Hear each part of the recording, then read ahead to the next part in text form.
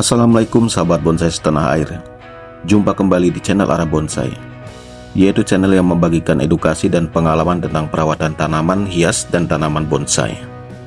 Di video kali ini saya akan bagikan edukasi dan pengalaman cara-cara perawatan bahan bonsai sancang mame serta pengelosan cabang baru.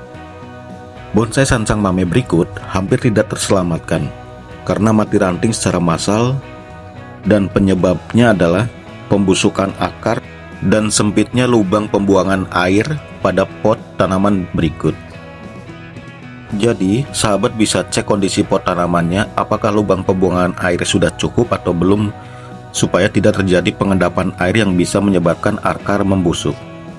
Dari situlah saya berbagi pengalaman yang saya alami di bonsai sancang mame berikut, supaya tanaman hias atau bonsai yang sahabat miliki tidak mengalami seperti bonsai berikut yang saya miliki. Dan seperti biasa, sebelum saya lanjutkan videonya, channel Arah Bonsai masih membutuhkan dukungan dari sahabat-sahabat semua.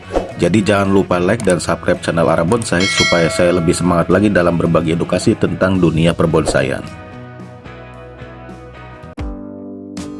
Tahap yang pertama yaitu saya lakukan pruning daun di bagian bawahnya dan tidak di bagian pucuknya, karena saya akan mengeloskan cabangnya supaya besar. Setelah besar baru saya potong. Dan bonsai mame berikut, cabang dan rantingnya harus dimulai dari awal lagi setelah terjadinya mati ranting secara massal. Untuk pengelosan cabang dan ranting, di bagian pucuk daun jangan dipotong ataupun dipruning. Biarkan memanjang sampai batang membesar sesuai sahabat inginkan. Dan untuk daun yang di bawah, sering-sering pruning supaya nutrisi dari akar fokus mengalir ke pucuk tanpa hambatan ranting atau tunas baru sebelum sampai ke pucuk. Untuk jenis bonsai sancang, metode pengelosan seperti ini sampai cabang dan ranting membesar tidak memerlukan waktu terlalu lama. Tidak seperti bonsai jenis beringin, anting putri, santigi, dan lainnya yang butuh ekstra waktu lama dalam pengelosan cabang dan rantingnya. Pada saat sahabat pruning daun di bahan bonsai, harus ekstra hati-hati karena cabang dan rantingnya itu masih muda dan rawan patah terkena senggolan ataupun terkena benda keras. Pengelosan pada batang cabang dan ranting suatu bonsai selain untuk memperbesar batang, tetapi bertujuan juga untuk memulai gerak dasar pada suatu bonsai yang nantinya akan dibentuk sebagus mungkin menjadi bonsai yang sempurna.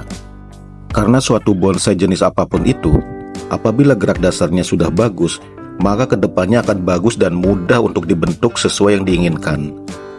Namun, untuk proses gerak dasar, para sahabat yang pemula harus tahu juga metode dan tahap-tahap yang perlu dilakukan dengan edukasi-edukasi yang tersedia, supaya sahabat tidak salah dalam membentuk suatu gerak dasar yang dapat mengakibatkan bahan bonsai gagal program.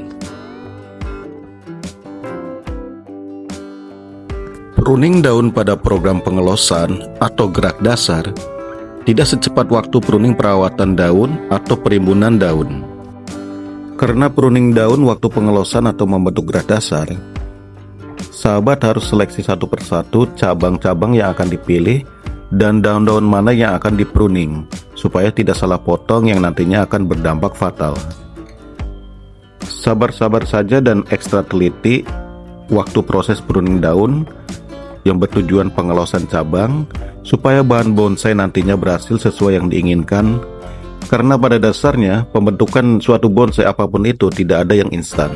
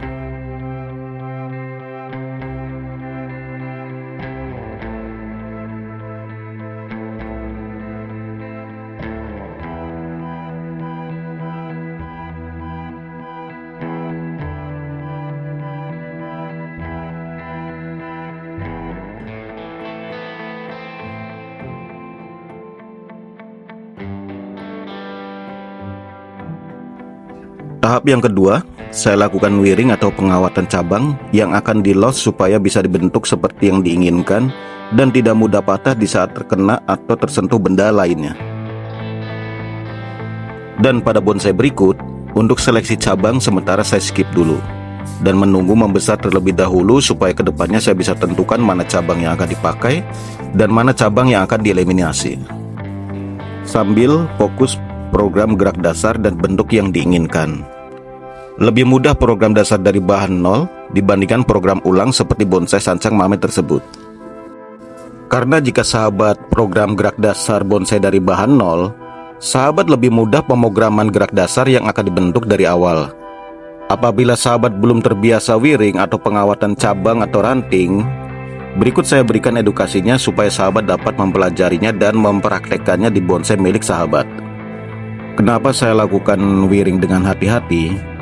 Karena cabang atau ranting muda pada bonsai sancang sangat rapuh. Jadi saat pengencangan kawat, sahabat bisa tahan balik cabangnya supaya tidak patah. Mungkin bagi pemula atau yang baru pertama kali di awal-awal pasti sering terjadi patah. Namun lama-kelamaan setelah terbiasa pasti akan mudah dan mahir. Jadi bagi sahabat pemula, jangan pernah menyerah untuk terus belajar.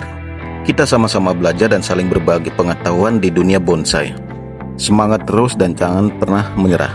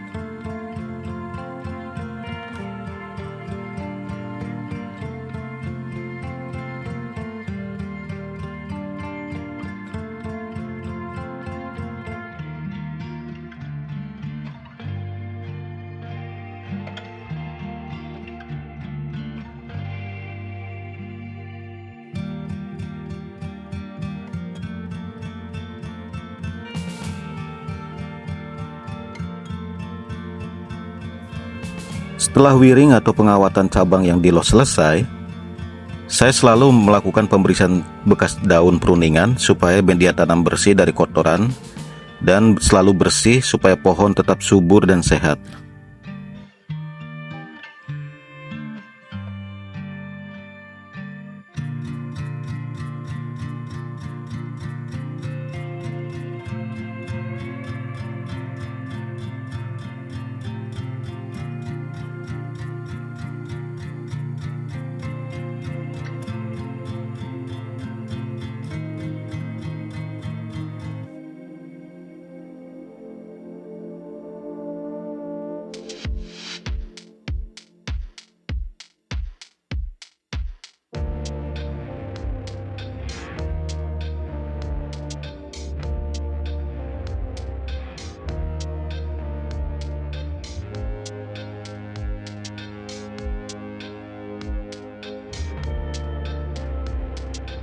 Saya lanjutkan tahap yang ketiga, yaitu saya akan melakukan pemupukan atau penambahan pupuk supaya sancang mame berikut selalu subur dan nutrisinya tercukupi.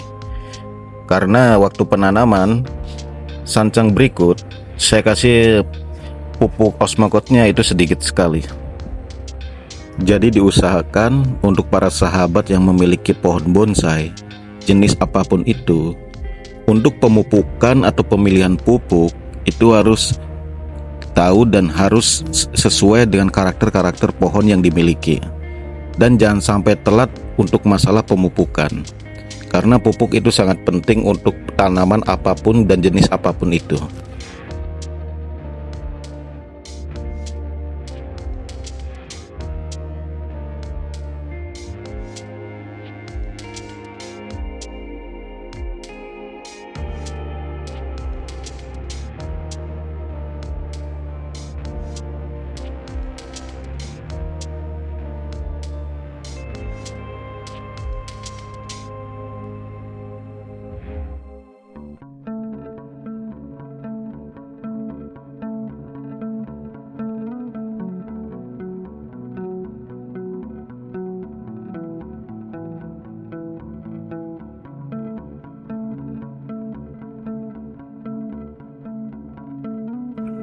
Dan tahap yang keempat atau terakhir yaitu penyiraman dengan dicampur vitamin B1 supaya bonsai mame tersebut setelah selesai di pruning daun atau wiring cabang yang akan dilos tidak mengalami stres dan menambah nutrisi tambahan pada bonsai tersebut. Dan apabila sahabat tidak memiliki vitamin B1, cukup disiram dengan air biasa pun itu sudah cukup. Namun, alangkah baiknya sahabat tetap persediaan vitamin B1 karena tanaman jenis apapun itu kalau terjadi stres kita bisa langsung antisipasi penanggulangannya.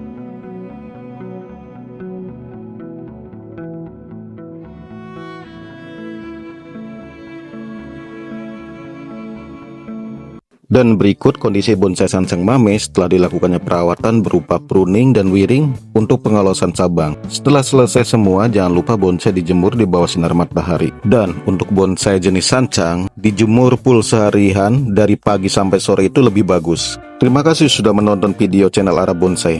Apabila dalam video edukasi kali ini ada salah kata dalam penyampaian, Arab Bonsai memohon maaf sebesar-besarnya. Ambil sisi positif dan buang sisi negatifnya.